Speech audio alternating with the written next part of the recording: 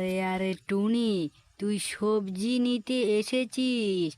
আরে তোকে আমি কেন দেব না বল তো টুনি? তুই আমার ক্ষেত থেকে সবজি নিয়ে যাস। তুই তো হচ্ছিস টুনি।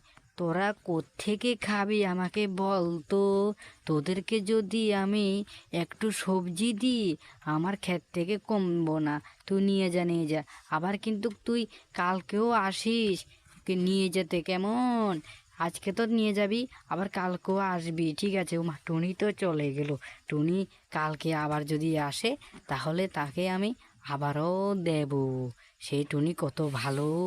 টুনি, আমি টুনিকে খুব ভালো লাগে। কালকেও আমি তাকে সবজিগুলো দিয়ে দেব, কেমন?